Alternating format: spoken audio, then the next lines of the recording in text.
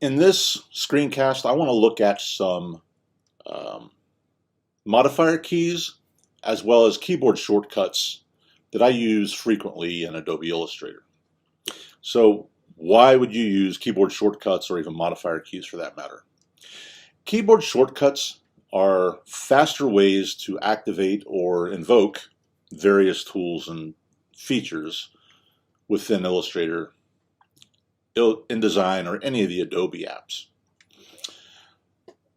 The modifier keys are keys like the Shift key, the Option key, the Command key that can be used in conjunction with other tools. And they cause those tools to behave differently. Sometimes that's what we want. So I'm going to begin with modifier keys. And you'll notice that I'm using show keys, so at the bottom of my screen, you'll see anytime I touch a key on my keyboard, you'll see that command or that key pop up. So I'm going to start with the Shift key because that's probably one that I use the most. The Shift key, depending upon which tools you're using, might do different things, but its primary purpose, or the primary thing I use it for, is to make sure that I constrain objects proportionally and to make sure that I constrain objects on either an X, a Y, or a 45-degree axis anytime I'm moving them. So here's what I mean by that. I'm going to start off with just a rectangle or a square. I'll make a rectangle to start with. And I can click, when I have my selection tool, I can click on it and drag it around anywhere I want. But if I press the Shift key and then drag, click on it and drag, it's going to constrain it to either the horizontal, the vertical, or 45-degree axis. Kind of jumps around there a little bit if I'm moving my cursor around too much, but by and large, it just constrains it on one axis or another. The other thing that key does is if I go to resize an image, I'll just click, an object, an image, whatever. I'll just click on a corner and I can resize it. But based upon where, I pull my cursor to, I kind of freeform my resizing. So I can make a rectangle, horizontal rectangle, into a vertical rectangle pretty easily. But what if I have this shape and I need to make it smaller, but I don't want it to change in proportion at all? That's where the Shift key modifier comes in again. If I click on that corner, hold down my Shift key, and drag, that'll constrain it to that proportion. This works for shapes, any other object, a spline, images that you place in Illustrator, type, any object. The Shift key will constrain its proportions, and when you go to move it around. One thing that can be a little bit frustrating is that you really got to kind of click and hit the keys in the right order. So if I want to select this object, I guess I could hold down my Shift key and click on it and then drag it. But if I already have an object selected, all I want to do is click on it again and then touch the Shift key and move it around. So if it's already selected, you hit the Shift key first and you click on it, you're going to deselect it. The next modifier key is going to be the Option modifier key.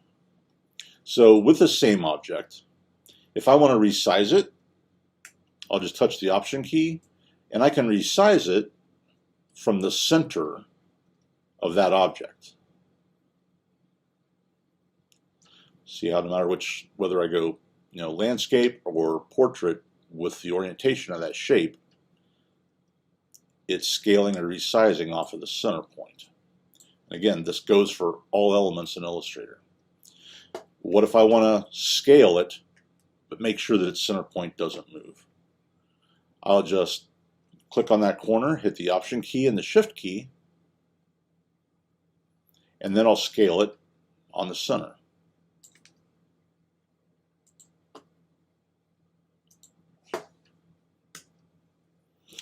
The Option key and the Shift key work the same way, even if I'm drawing out a shape, and I'm just going to use a rectangle here again. But if I hold down the Shift key and then click and drag, it's going to make sure that I draw a perfectly square shape. If I'm using a circle or the ellipse tool and do the same thing, it'll make sure that it's a perfectly shaped circle. If I hold down the Option key and draw a shape out, it'll draw it out. The center will be where I initially click. In the first example, when I clicked, it drew it out from the top left corner. But with the Option key, it'll draw it out from, it'll use the point that I click as the center point and draw the object out from there. So what if I want to draw, I know my center point's going to be right here.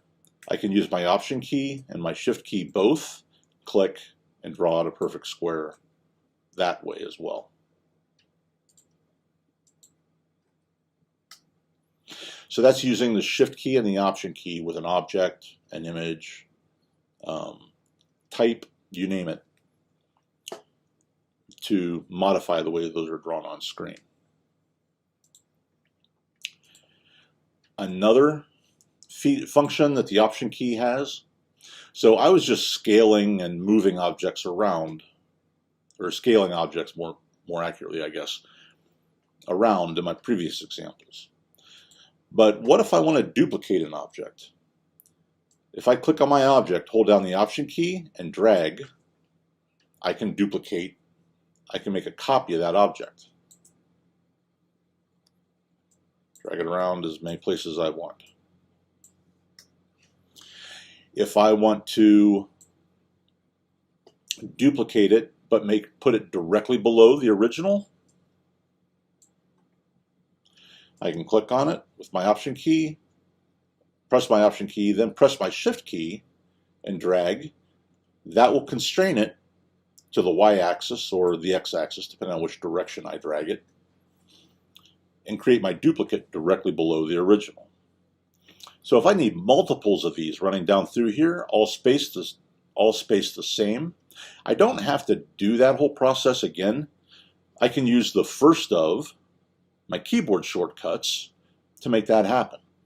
The duplicate command, where you hit the Command key and the D key, and it will duplicate the last action that you made. And with that object still selected, if I do it a second time, it'll make another copy. And I do it again, and it'll make a third, and on. Whenever you're using a duplicate key, though, don't deselect the object. It will continue duplicating it until you do so. Now, if I click off of it and hit the duplicate key, nothing happens, because I no longer have the object selected to perform that action on. If I go ahead and select that object again, and I do Command D, I can pick it up from where I started. So that's Command D, that duplicates the last action that you made.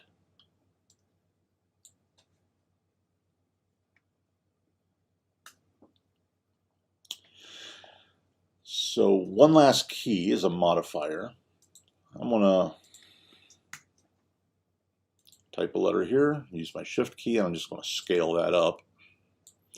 So I might want to keep, I've got my type tool selected, and I might want to keep typing in the same spot, but do it with different point characters. If I hit the Command key, that'll invoke the selection tool.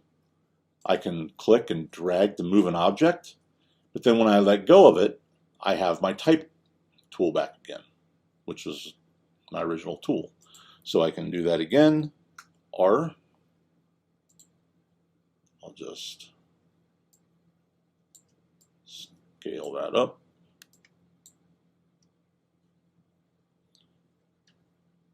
Select my type tool, we'll move that out of the way.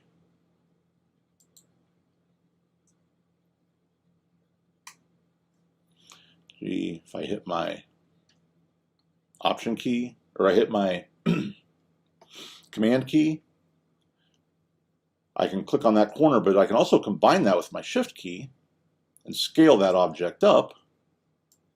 With my Command key still pressed down, I can move that out of the way. And when I let go of it, I'm back to my Type tool. It takes a little bit of playing around with, but it's an extremely important time saver.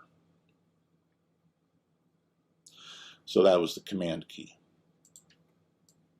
Select all of those, delete those.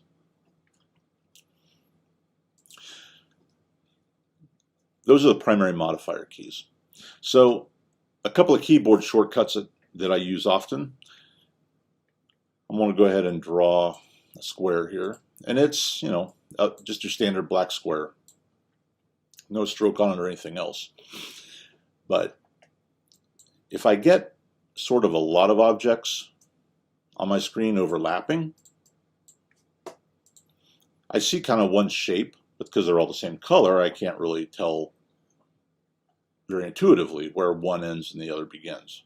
I can obviously hover over top of it, but by default, our viewport is working in preview mode. And if we take a look at our tab, the very last option next to the color space, it says preview. We're working in preview mode. If I tap Command Y on my keyboard, that switches me to outline mode. And when I'm in outline mode, all that I'm looking at are the actual paths that I have on my artboard or in my workspace. I'm not seeing the fills or the strokes, which are all appearance items. Outline mode removes the appearance items so that you can focus strictly on the paths of those objects and see what you have on your page. If I select one of those and go to my direct select tool, I can see the 4 points that make up my square, as well as the 4 paths that connect them all. And if I click on just one of those, you see it's blue, where the rest of them are all white.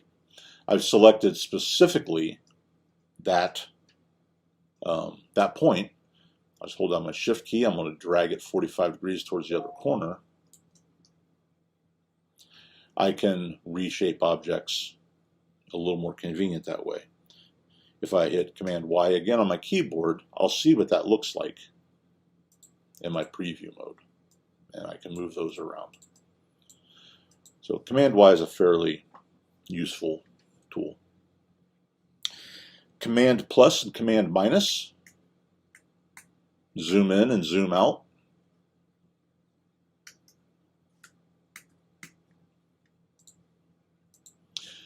But a little bit more importantly, if I've got an object selected and I decide to zoom in, Command plus, it will snap that object to the center of my work, to my center of my viewport, and focus on it as I scale in and out. So if I'm working on a complex object and there's a certain area that I need to be able to see a little better, select an object in that area, Command plus, Command minus will zoom in and out on those. So now, after zooming around my viewport here,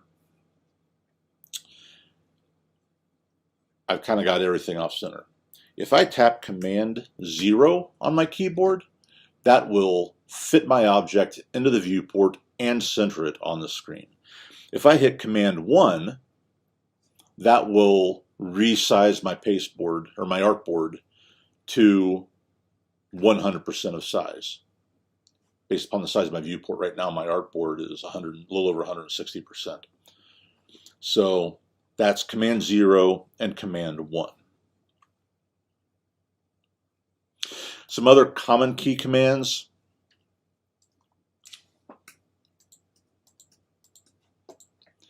are obviously ones that probably everybody knows from most every app out there. If you select an object, Command C copies it. Command V will paste it, so you can paste additional copies.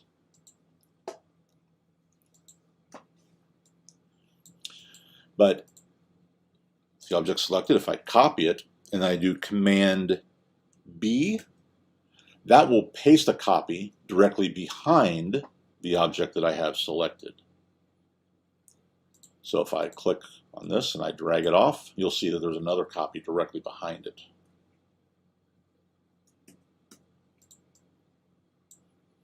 With that object selected, if I copy it again and I do Command F, that pastes another copy directly in front. And maybe it's actually a little easier to see what's actually happening there if I open up my layer panel and I open it. So here's my rectangle that I have selected.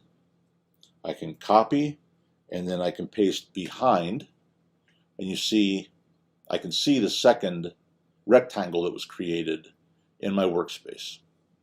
It's just directly behind the first one. Then if I do Command F, you'll see the new one that I placed in front.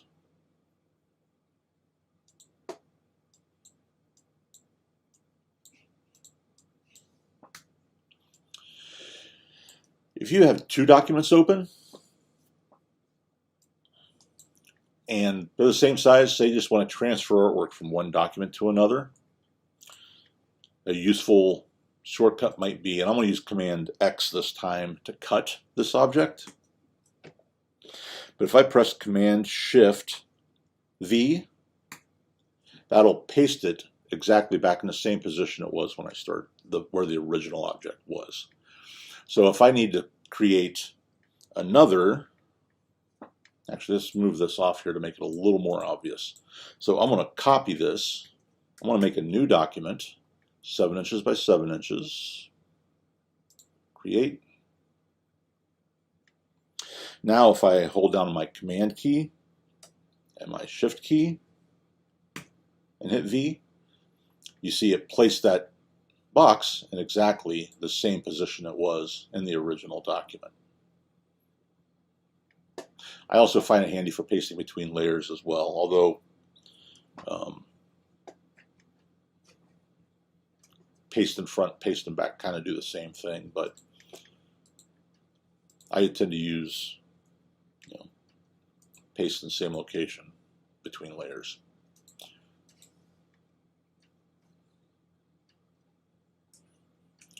So then let's do one more thing. There's one more. If I tap so I've got my artboard here. I'm going to jump back real quick to a modifier key. No matter what object, which tool I have selected, if I tap the space bar, see my cursor change to a hand, I can pan my artboard around my workspace that way. If I'm zoomed in, I can kind of pan around by hitting the space bar.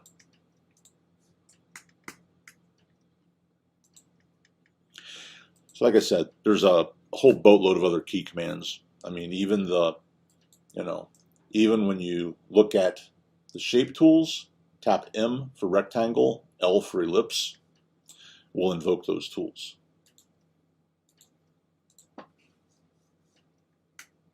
Tap L. Key commands are also labeled within your workspace next to the tool, or if you take a look in your menus, you'll frequently see these little notations out here, Command G for group, Shift Command G for ungroup. So pay attention to those, get used to using those. It'll speed up your workflow a lot.